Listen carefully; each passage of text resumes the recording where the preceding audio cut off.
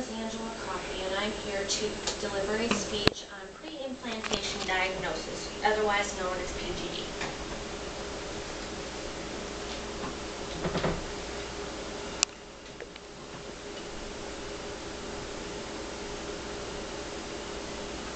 What if your genetic makeup carried the gene for breast cancer or cystic fibrosis? Would you consider any process in order for your child to be free of these genes? My guess is that many of you would do anything in order to carry a child. Or perhaps you conceived a child only to suffer a miscarriage.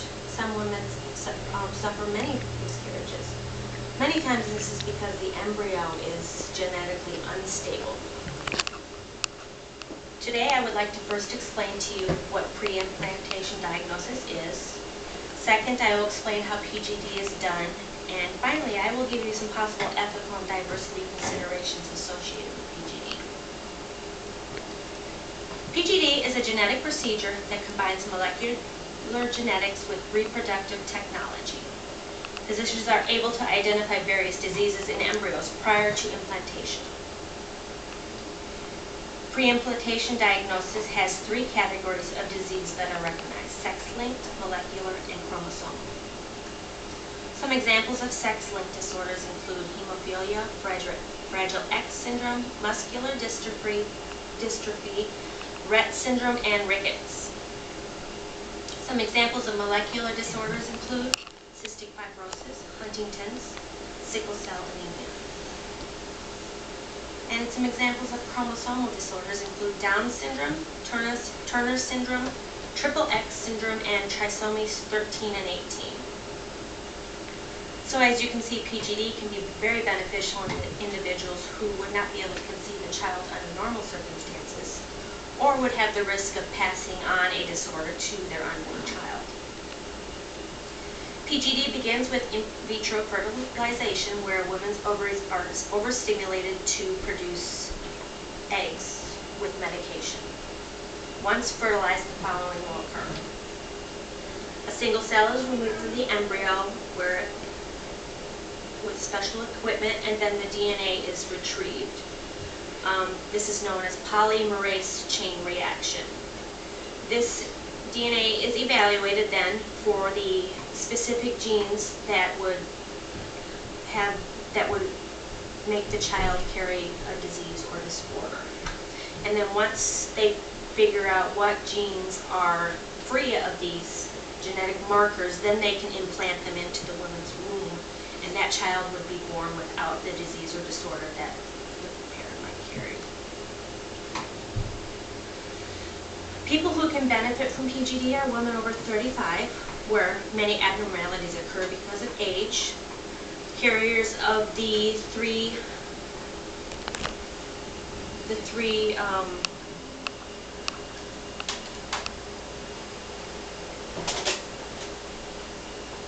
sex-linked gene disorders, molecular gene disorders, and women who have suffered multiple miscarriages, and also with parents who might carry the chromosomal disorders. Benefits that include when the embryos are actually implanted into the womb, before the embryos are actually implanted in the womb, the parents can decide whether they get implanted or not. It allows many parents to carry a biological child who would not be able to otherwise. And medical expenses that would be required if you were to give birth to a child with a genetic defect would be avoided, which can be quite costly. Some concerns of PGD include the embryos being eliminated because they might have a chance of carrying the disease. Some people might think this would not be a good thing. PGD is also very expensive. There are benefits and disadvantages of using PGD. However, some might say there are ethical issues as well.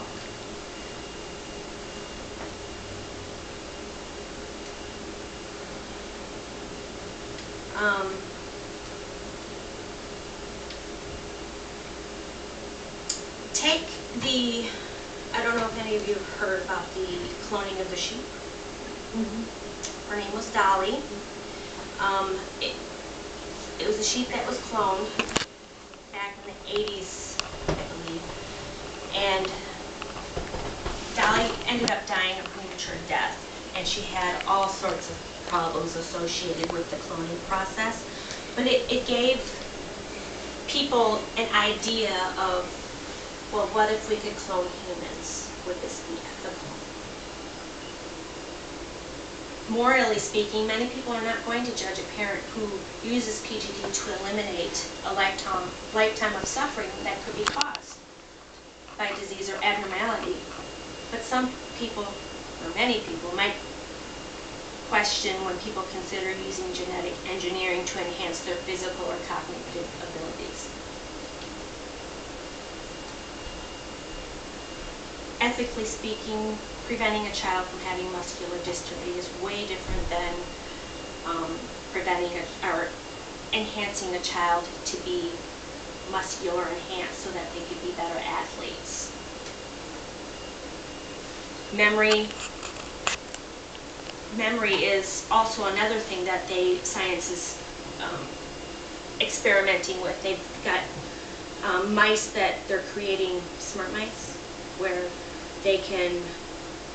they've genetically engineered to where they can remember things a lot more, they can remember things longer, and they're able to carry this on to their unborn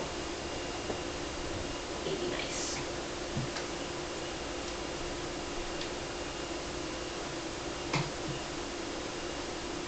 Using PGD can be beneficial to many and prevent many diseases or birth defects from happening.